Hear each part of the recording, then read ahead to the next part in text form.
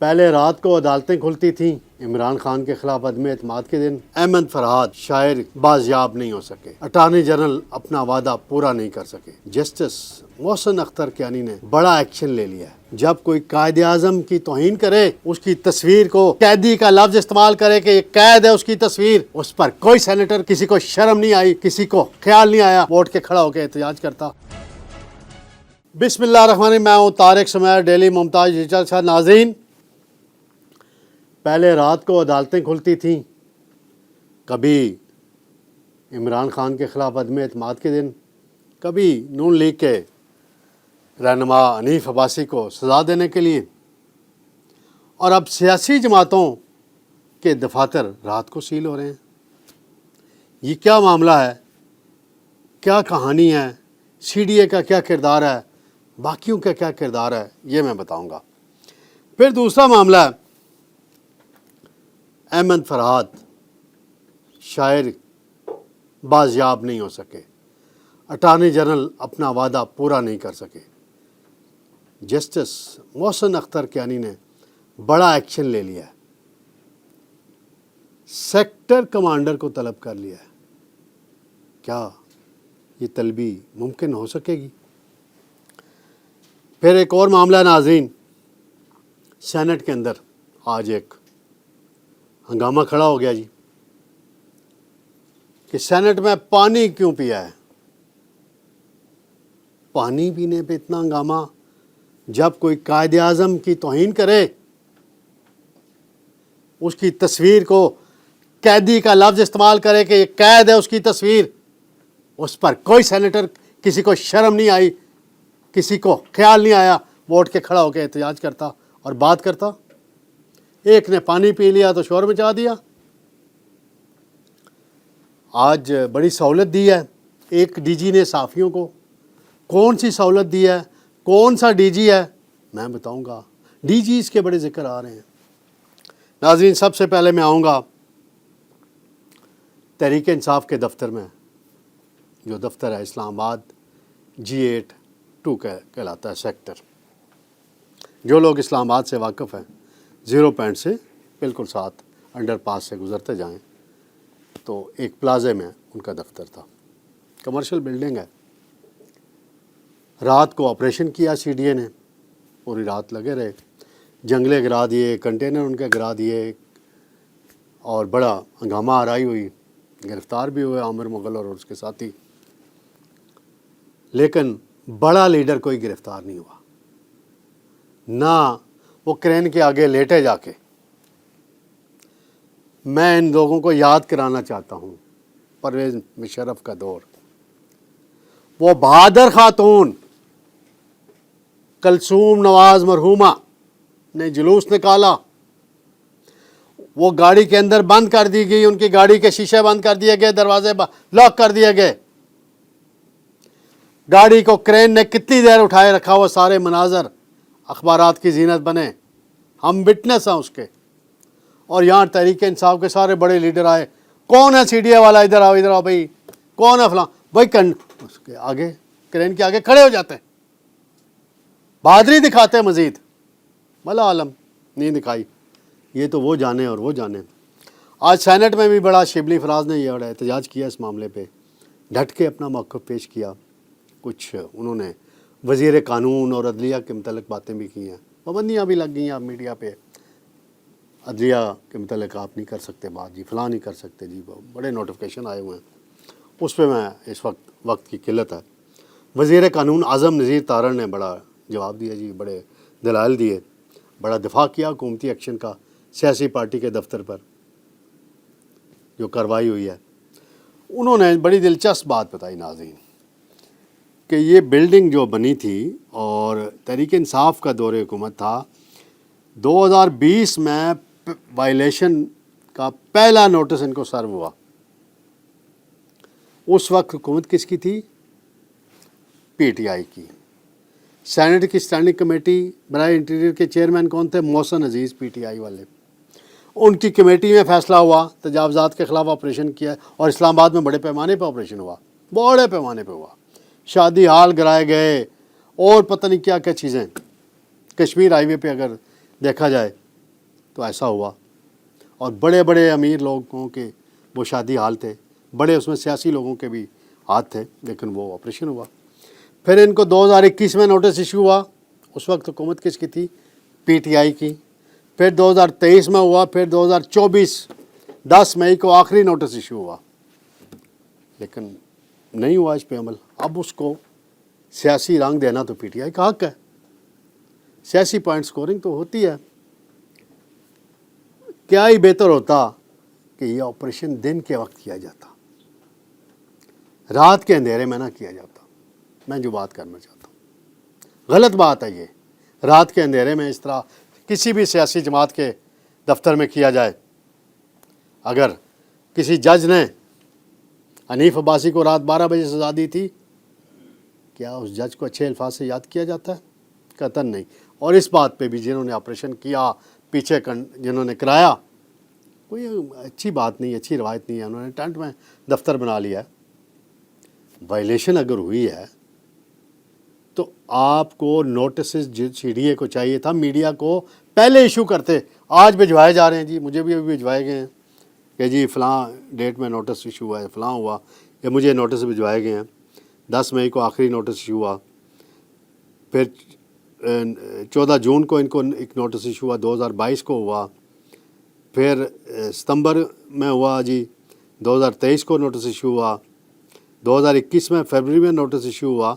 تو یہ ساری اس کی کاپیاں بھجوائی گئی ہیں, ان پہ دستخط ہیں مختلف سی ڈی اے کے افسران کے, اور یہ کارروائی عمل میں لائی گئی ہے بلڈنگ لاز کی خلاف ورزی. سوال یہ ہے کہ بلڈنگ لاز کی خلاف ورزی کیا صرف اس دفتر والوں نے کی ہے؟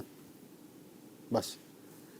ہاں جی, سینٹ کے اندر ایک اور بڑا عجیب جب وزیر قانون تقریر کر رہے تھے تو قائم مقام چیئرمین سیدال خان ناصر صدارت کر رہے تھے. ان کو پیاس لگی, ان کے سٹاف نے ان کو پانی کا گلاس دیا, انہوں نے ایک گھونٹ پانی پی لیا. تو وہ ایک سینیٹر ہیں بڑے مشہور, ڈاکٹر ہمایوں محمد, ان کی شہرت کئی حوالوں سے ہے. وہ ڈاکٹر بھی ہیں, اور ڈاکٹر ناظرین پتہ ہے کس چیز کے ہیں؟ ان کو سینیٹر شپ کیسے ملی؟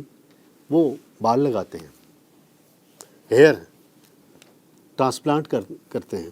انہوں نے شور مچانا شروع کر دیا, جی او جی رولز کی خلاف ورزی ہو گئی جی, پانی پی لیا جی رولز میں. تو وہاں کسی نے کہہ دیا کہ وہ جو اسمبلی میں بھی ایک بندے نے سگریٹ پی لیا تھا جی.